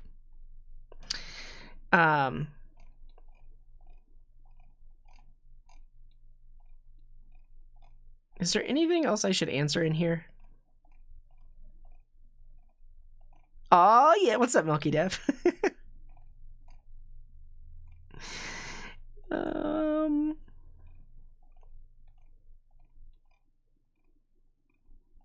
Let's do some OAuth 2. The thing is, we have to figure out what OAuth, well, what service we would integrate with. Thank you, Shirk. Hey, David, thank you for the bits. Answer speed run, 30 seconds per question, only active ones. Okay, I'll do that, and then I'll open some Pokemon. But Shirkum says, everyone asks what CJ is doing, but no one ever asks, how is CJ doing? I'm doing pretty good. Thank you for asking, Shirkum. Can NeDB be scaled? Not that I know of. So NeDB is an embedded flat file database that's typically used like in Electron apps. I don't think it can be scaled because it's meant to be used like in a single process. It's a flat file.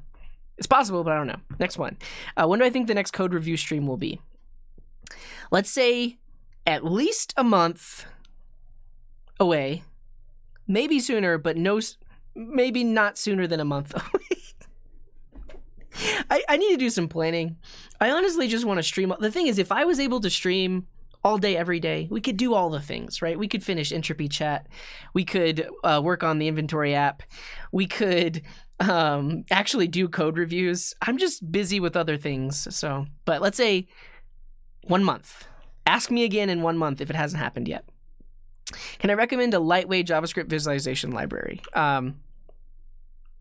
It depends on what you want to visualize, but there are a ton of open source charting libraries. I like Chart.js. I don't know if this is going to provide all of the charts that you need, but this one is extremely popular. It's also very responsive.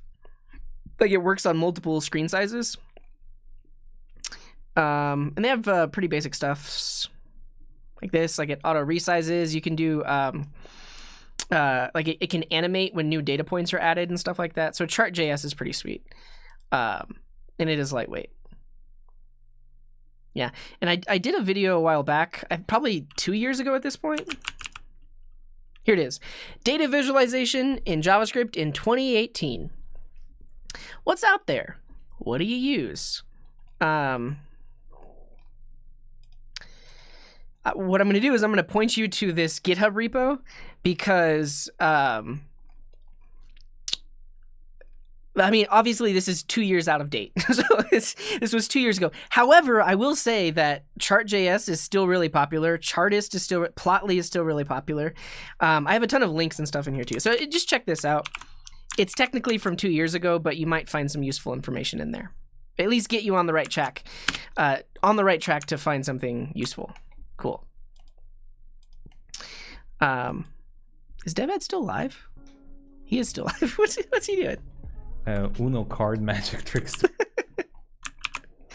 How do you go about working with use ref hook and an array of elements that change on every render inside a React functional component?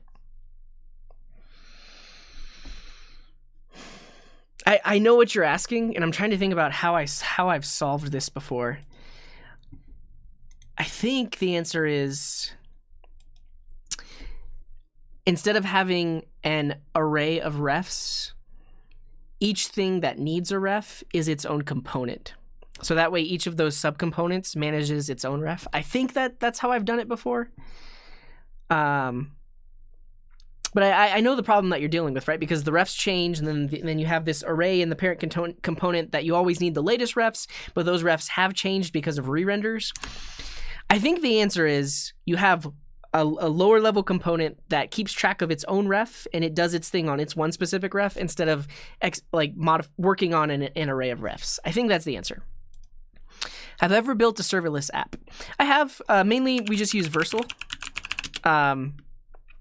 which makes a serverless extremely easy to deploy. And you can deploy like Next apps here and stuff like that. If you search my past videos for serverless, you'll see an example of that. My teacher said that a system analyst is a more paid job than a programmer. Is that true? I don't even know what a system analyst is. It completely and totally depends. I would say search the job boards in your area, whatever part of the US or whatever country you're from, because it varies. A system analyst. Wait, is this like a business thing? System analyst, also known as a business technology analyst, is an information technology professional who specializes in analyzing, designing, and implementing information systems. Systems analysts assess the suitability of information systems in terms of their intended outcomes and what is this word? To effect or establish a liaison. Liaise. I want to edit this Wikipedia article right now and remove this word. Within user software vendors and programmers, in order to achieve these outcomes, a systems analyst is a person who uses analysis and design techniques to solve business problems using information technology. I'll be honest. This job title sounds bogus. This job title sounds like they have technical people working under them that do all of the work, and they get all of the credit in the boardroom. That's what this sounds like. And if that's the case, they probably do make more money than a programmer. Okay, I'm partially joking. I don't really know. Can I add a magic sign-in thing? I don't know what you mean by that. I'm struggling to learn JavaScript. Do you recommend any courses or a learning path? Yeah, check out Watch and Code. This goes for anybody else that has somehow found themselves at the coding garden and you're wanting to learn to code, or you're learning JavaScript or something like that. As far as I know, this is a really good website.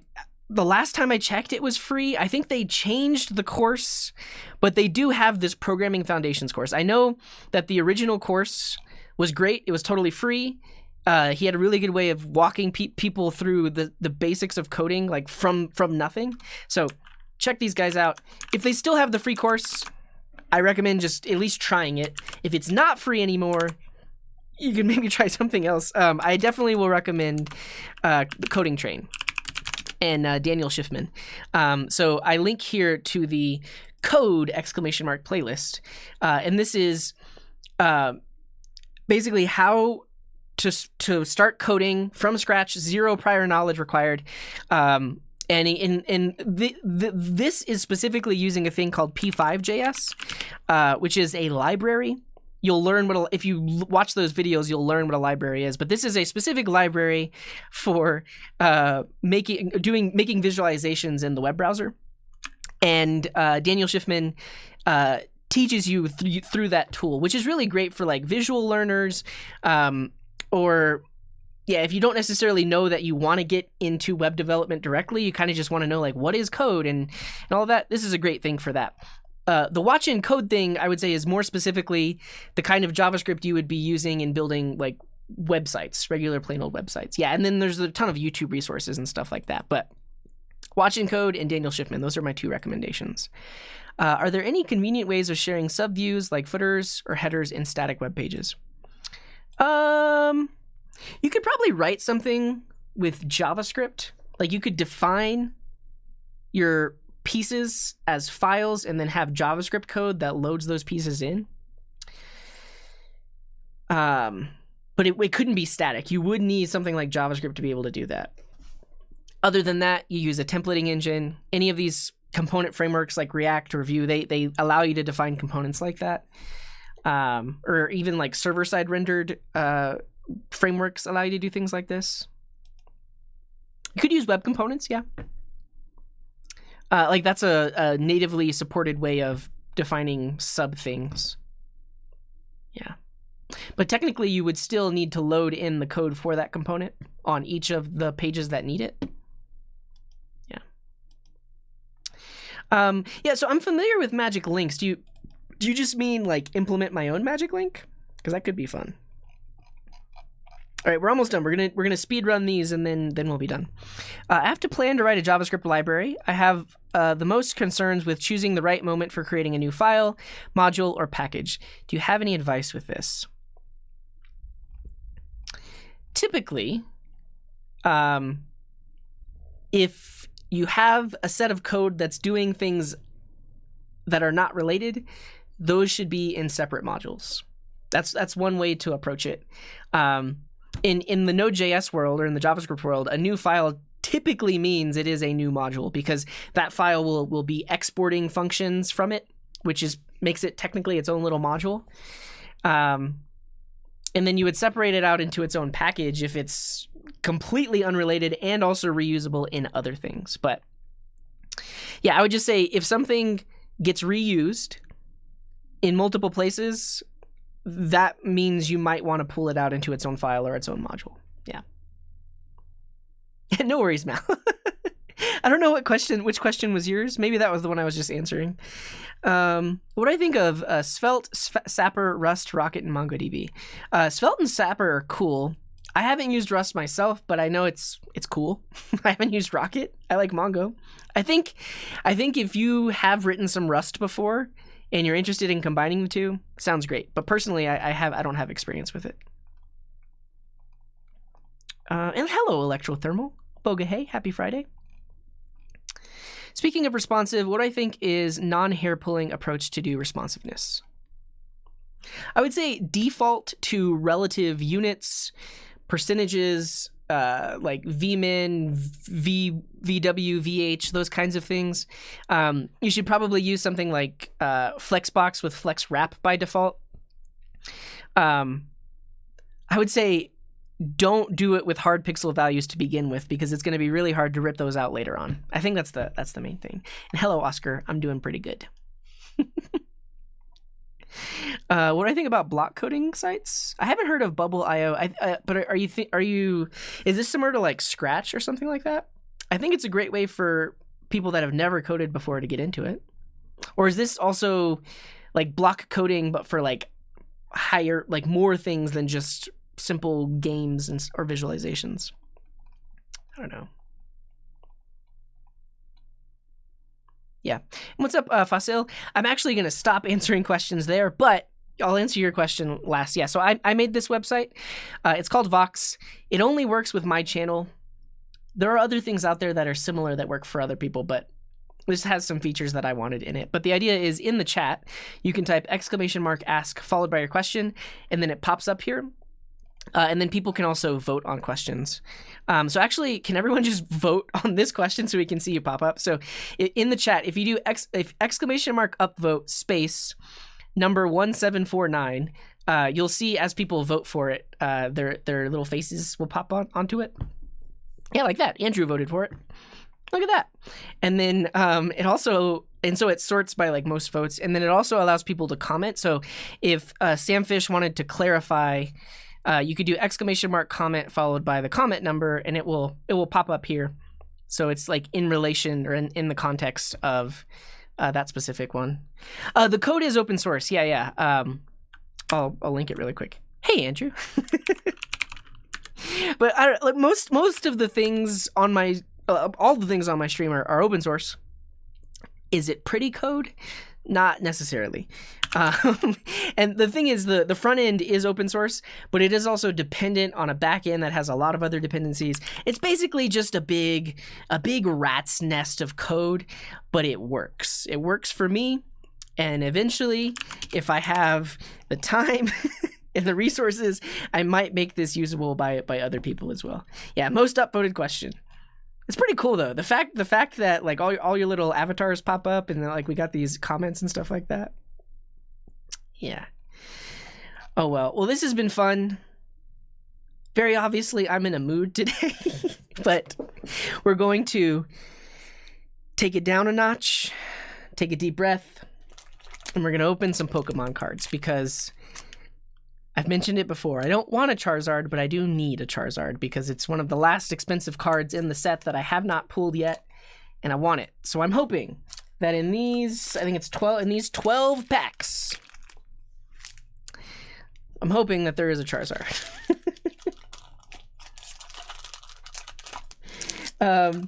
So I'm going to take a 5-minute break. If you don't want to watch Pokemon card opening, that's totally fine. I appreciate you. Thank you for hanging out with me today. But when I come back in about 5 minutes, we are going to open some Pokemon cards. Yeah, thank you all. I appreciate you. And actually, if DevEd is still streaming, let's go find him. You all can do an impromptu raid over on DevEd. Yeah, he's still alive. In January. He's talking about Bitcoin. All right, go do an unofficial raid over there. Actually, we can do the emote raid message. This one. Actually, do this. Kappa. All right, I'm gonna take a 5-minute break. When I come back, I'll open some Pokemon cards. I appreciate you all. Again, thank you for the questions. Thank you all for the supports, the bits, the subs, all the follows. We got a ton of follows today. I appreciate you. YouTube does have Kappa. It does. Watch. Watch. Damn. Insane. Actually insane.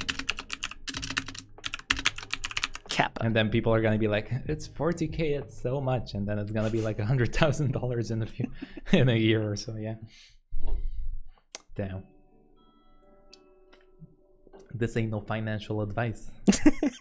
Yeah, you can post URLs. Just make sure that they are appropriate. Okay, I'll be back in 5. Stay awesome.